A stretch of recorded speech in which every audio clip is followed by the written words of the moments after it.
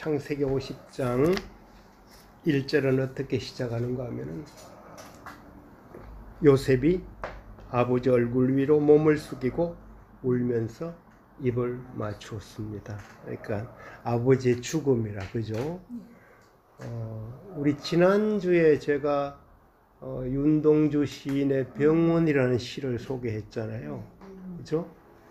거기에서 우리가 느껴지는 뭔가 이름 모를 한 환자, 젊은 여자를 향한 젊은 청년 윤동주의 마음이 그대로 교감이 되어지고, 빨리 나았으면 좋겠다, 저 여자가 나도 빨리 나았으면 좋겠다, 그런 마음으로 가만히 여자가 누웠던 그 잔디밭에 가서 누워보는 그 시, 그죠?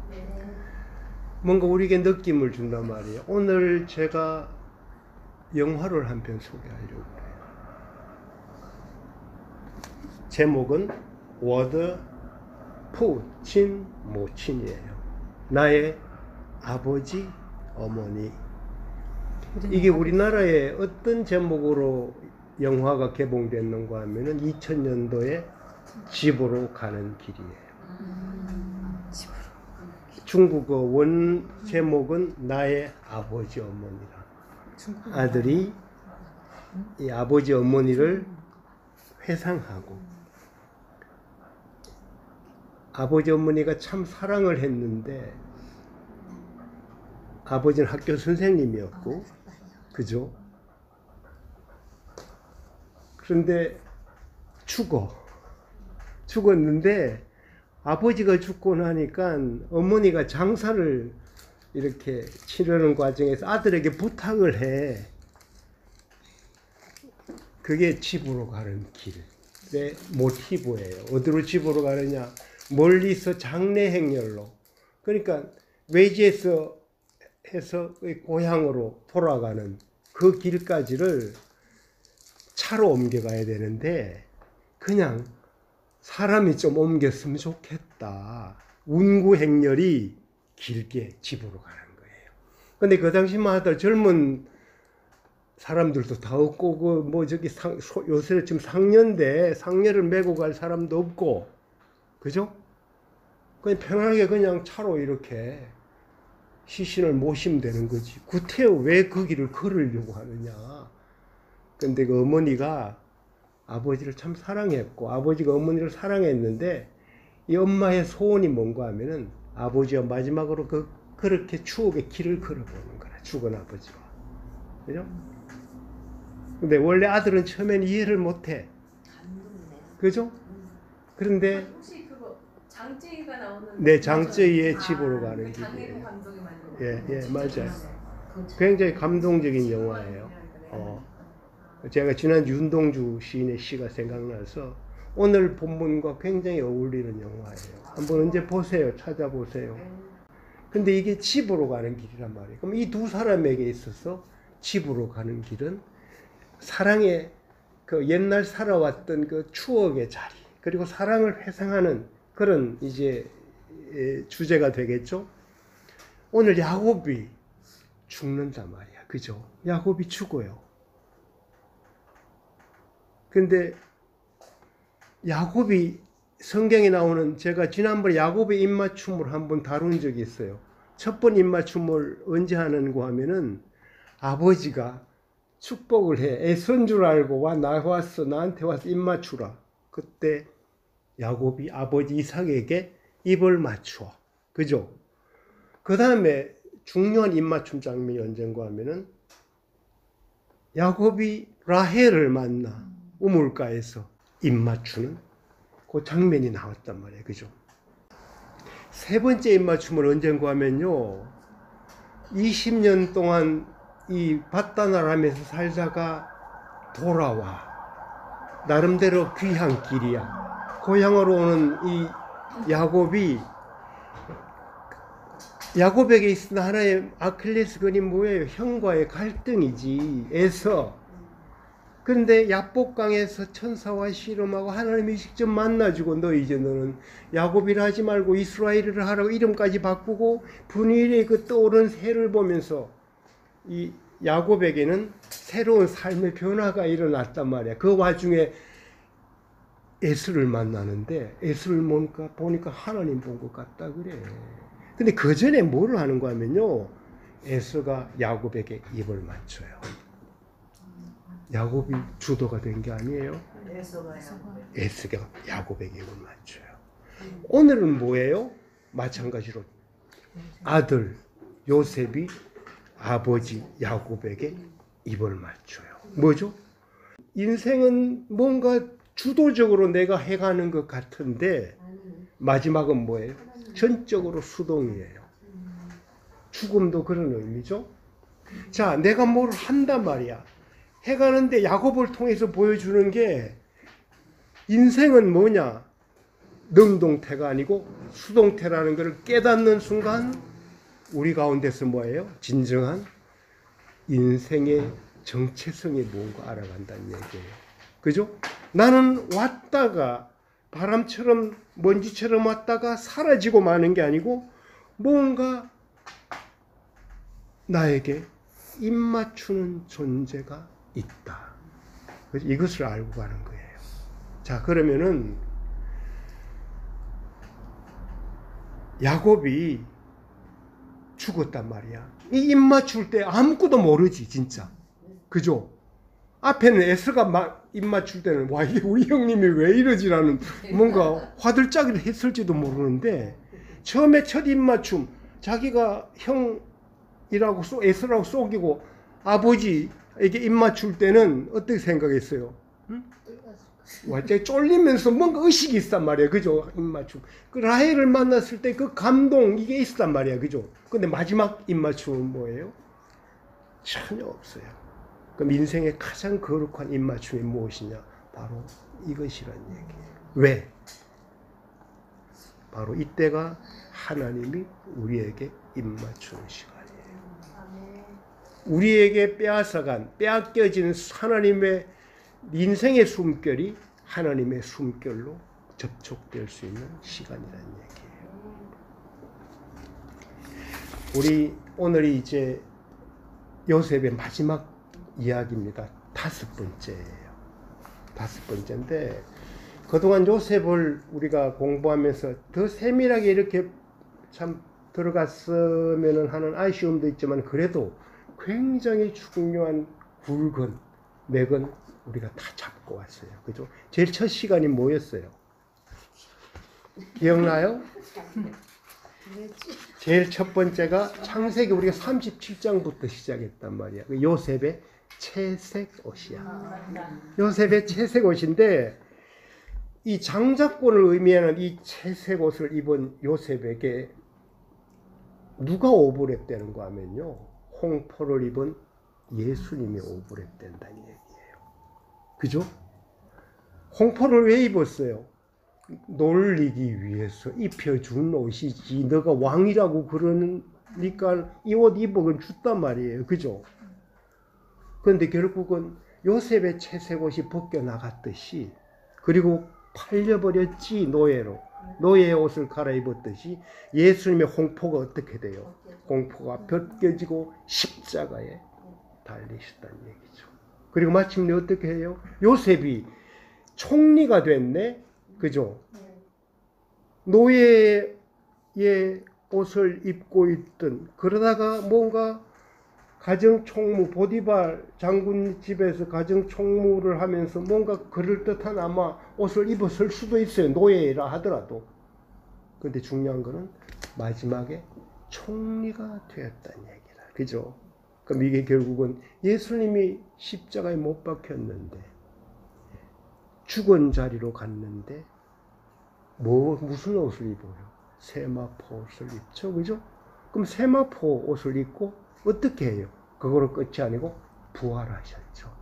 그죠?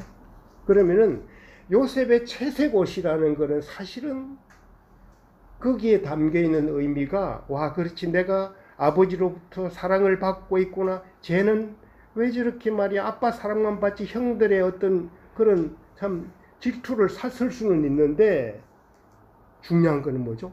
그게 인생의 종점이 아니라는 얘기죠. 그죠? 그것은 벗겨지고 진정한 우리로 치면은 하늘나라에서의 세마포. 그 채색옷은 항상 세마포가 그려지게 하는 그런 옷이라는 얘기를 우리가 처음에 나눴고요. 39장에서 우리는 뭐예요? 우리가 잘 아는 요셉의 찰라흐야. 그죠? 찰라흐란 단어, 형통이란 단어, 이건 세상적으로 잘 먹고 잘 살고 잘 되고 남들 보니까 부럽고 쟤들 하는 일마다 잘 되고 뭐 대학에 입시 이렇게 합격하고 뭐 취직하고 잘하고 이런 의미가 아니라는 얘기를 이야기했죠. 이 형통은 뭐예요? 외적인 것보다는 내적인 것에 관계된다는 얘기죠. 그죠?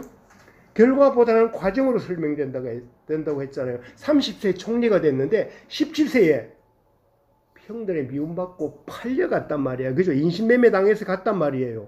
그리고 나서 어떻게 돼요?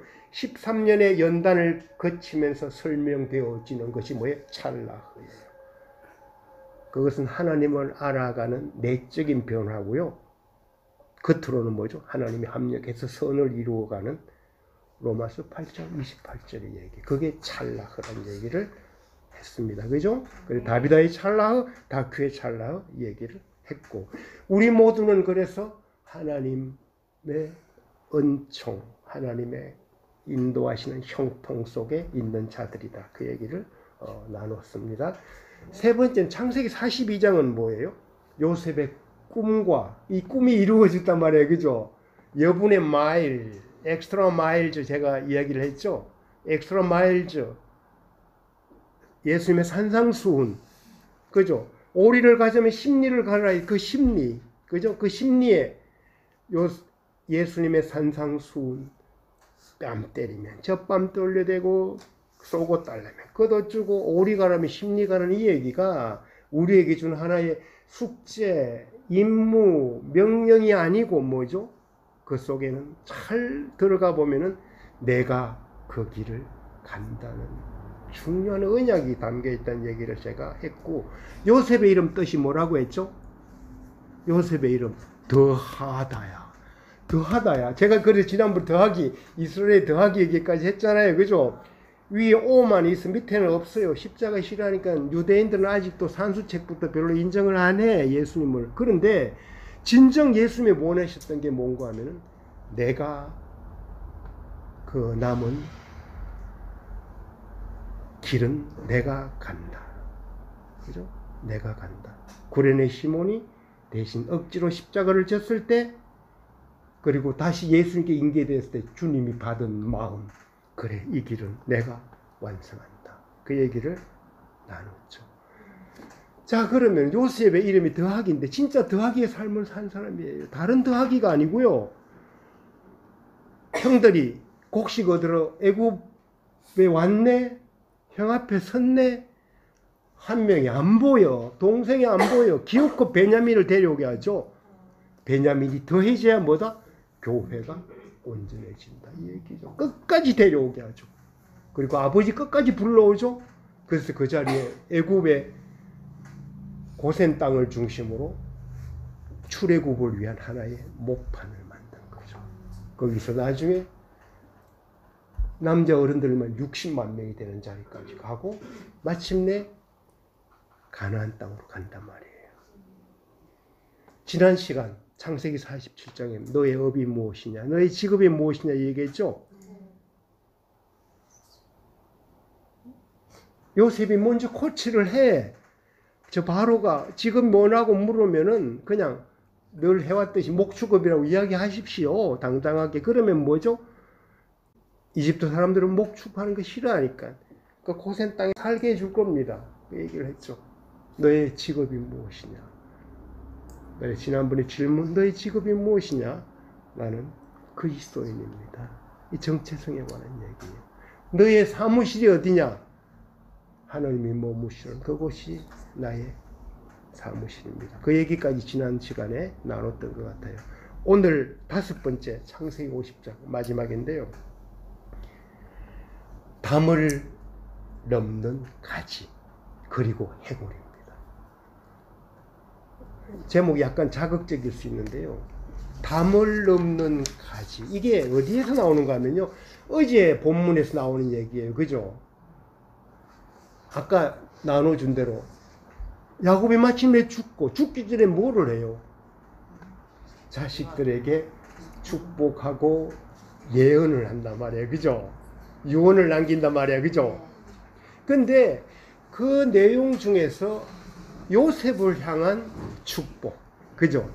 그것이 창세기 49장 22절에 나온다. 굉장히 중요한 성경 구절입니다. 창세기 49장 22절이에요. 요셉에 대해서 야곱이 말이죠. 뭐라고 해요? 축복을 하고 예언을 하는데, 와, 요셉은 무성한 가지다. 무성한 가지라는 말은 영어나 이런 표현에 들어가면 열매가 많은 가지다 이런 얘기예요. 무성한 가지. 근데 어떤 가지예요? 그 샘 곁에 무성한 가지라. 뿌리가 깊이 박힐 수밖에 없겠지. 그죠? 열매는 엄청나. 근데 뭐예요? 무성한 가지가 뭐예요? 담을 넘어. 그죠? 담을 넘어 확장해 간단 말이에요. 그죠? 이 확장성에 관한 얘기. 자, 이것을 제가 좀 더 깊이 들어가면요. 뭔가 하면은 야곱이 요셉에게 해준 축복의 의미는 뭐죠? 바로 하나님의 구원과 교회예요. 하나님의 구원과 교회예요. 자, 오늘 아까 49장 22절 그 다음 절 보면요. 23절 보면 뭐죠? 요셉의 활 얘기가 나오지. 활. 그죠? 보면은 활 쏘는 사람이 그를 맹렬히 공격하며 활을 쏘고 그에게 원한을 품어도 그 다음 절 24절 그의 활은 팽팽하고 그의 강한 팔은 야곱의 힘 있는 사람의 손에 의해 곧 이스라엘의 반석이신 목자의 이름으로 민첩하게 움직인다. 이런 표현이 나온단 말이에요. 그죠? 자, 여기서 우리가 주목할 게 많은 사람들이 이렇게 활을 쏘고 공격을 해와. 그런데 요셉의 활은 돌이어 굳세어서 그 팔이 힘이 있다는 얘기죠. 그죠? 우리는 교회를 어떻게 생각하는가 하면요. 교회를 마치 수비하는 자로 생각해요. 마치 성문을 닫고. 그죠? 성문. 바깥에서 남한산성 같은데 성을 쌓아놓고 바깥에서 공격을 해도 막을 수 있다. 그런데요. 성경이 이야기하는 얘기는 뭐야? 활이에요. 음부의 권세가 이기지 못한다. 이 말은 음부의 권세가 나를 공격해도 이기지 못한다는 얘기가 아니고요. 내가 그들을 공격한다는 얘기예요. 그게 교회예요. 그러니까 교회가 뭐를 이렇게 수비하고 이런 거로 생각하는 순간부터 그건 이미 교회는 활이에요. 공격자예요. 더 강한 활이에요. 이 교회 하나님의 구원이 뭐냐? 그분의 손에 힘을 입고 가는 한은 뭐죠? 아무도 이길 자가 없다. 음부의 권세가 이기지 못한다. 그 말은 내가 그들을 음부의 권세를 깨트린다. 이런 얘기예요. 실제로 그렇게 깨트리신 거죠. 그럼 두 번째 비밀이 뭔가 하면요. 담을 넘었다. 이런 얘기야. 교회의 확장석이에요. 그죠? 그냥 이 멈추어서 우리끼리 잘 살고 좋사온 애가 아니라는 얘기가 바로 요셉에게서 보여지는 거예요. 철저하게 교회가 어떤 교회여야 하느냐. 자, 그렇지. 교회를 크게 해서 내가 이걸 대형 교회로 만들어 이런 의미가 아니고요. 그 교회에 속한 사람을 통해서 퍼져나가는 그것을 보면요. 물줄기가 흘러가지 감동이 일어날 수밖에 없어. 이 사람이 가는 곳마다 뭔가 생명이 살아나. 이런 이미지라는 얘기예요. 야곱이 나 저기 가나안 땅에 모두 달라야. 그죠? 유언을 누구에게 하는 거야? 요셉에게 부탁을 해. 그죠? 그리고 요셉이 실제 그거를 해. 하나님이 반드시 이렇게 우리를 이끌어낸다고 아까 김 목사님 얘기하셨잖아요. 그 뒷구절이 뭔 줄 알아요? 바로 그 뒷구절. 50장 아까 24절 얘기 25절이 뭔 줄 알아요? 나도 내 해골도 묻어달라. 내 뼈도 묻어달라. 이런 얘기예요. 그래서 모세가 출애굽할 때 중요한 장면 중에 하나가 뭔가 하면요. 요셉의 해골을 메고 가는 거예요. 그게 무엇을 이야기하느냐? 무엇을 얘기하냐? 바로 교회라는 정체성. 그죠? 우리가 어떤 존재인가? 마침내 그래서 야곱이 막벨레굴에 갔듯이 요셉도 이스라엘 세겜 땅에 그렇게 가서 묻히게 되는 그것으로 이렇게 창세기가 마무리되는 거예요. 결론을 세 가지만 이야기하고 마칠게요. 다큐 식구들에게서 우리 다비다에게서 요셉처럼 담을 넘어가는 가지의 모습이 선명했으면 좋겠어요. 복의 전달자로 더욱더 이렇게 널리 뻗어나갔으면 좋겠어요. 자, 우리는 뭐죠? 우리가 싱글맘으로서 이런 참 어려움, 상실감, 여기서 하나님의 은혜로 치유를 받았는데, 그래, 다른 싱글맘들을 치유하겠다. 그게 이제 우리 설립의 목적이란 말이에요. 그죠? 그걸 더 확장하라는 얘기입니다. 싱글맘뿐만 아니라요. 여러분이 가는 곳은 누구라도 이런 일이 일어났으면 좋겠다. 이 얘기예요. 그것이 담을 넘는 요셉 그 가지의 의미예요. 둘째는 우리의 정체성입니다. 우리는 뭐죠? 가나안 천국 시민이야. 바울 말을 빌리면 뭐예요? 우리의 시민권은 하늘에 있다. 그 얘기죠? 그걸 늘 기억하고 살자는 얘기예요. 그리고 세 번째 마지막으로 우리를 향한 하나님의 선택과 인도를 통해서 찰나흐, 하나님은 그 찰나흐를 이루어 가신다는 것, 그것에 깊은 감사가 있는 올 가을이 되었으면 좋겠습니다. 이게 창세기를 마무리하는 저의 묵상 요약입니다. 질문이나 뭐 더 할 얘기들 있으면 하시고. 아까 처음에 말씀하신 그 입맞춤에서 네. 요셉이 야곱에게 입맞춘 그 순간이 바로 하나님이 야곱에 입맞추는 순간이라면서 내가 조금 깜짝 놀랐어요. 그 입맞추면서 새로운 야곱이 불어넣어주셨다. 새 생명을 주셨다. 하나님은 그래서 성도의 죽음을 귀하게 보신다는 얘기죠. 정말 놀라운 우리 아버님께서 2014년에 돌아가셨단 말이야. 돌아가셨는데요. 돌아가시기 그 초부터 뭘 했는가 하면요. 우리 어머니한테 늘 하는 말이 집으로 가자, 집으로 가자 그랬어요. 그러면 우리 어머니가 있다가 아니 여기가 집인데 어디 간단 말이요. 그러면은 30년 전에 살았던 옛날 집을 얘기한대. 자꾸 이야기하다 보면은 그러다가 마침내 한 2주일 돌아가시기 2주일부터 그때도 집으로 가자 그러더래요. 아니 여기가 우리 집인데 어디로 간단 말이요. 그랬더니 우리의 집은 저 하늘나라 아니냐. 하늘나라 가자고. 우리 남편도 임명하면서 집으로 간다고. 집으로 가자고. 그래서 나도 같이 갈 테니까 혼자 간다는 거예요. 거기가 어디냐 그랬더니 김하님이 집이라고. 당신은 못 간다고. 그래요. 집으로 가는 길, 우리 집으로 가는 길 외롭게 보내지 말고 같이 가고요. 마지막 입맞춤을 해줄 수 있는 우리 다큐가 되면 좋겠고 그 순간이 하나님이 또 입맞추는 시간 그것을 기대하면서 우리 이렇게 지냈으면 좋겠네요.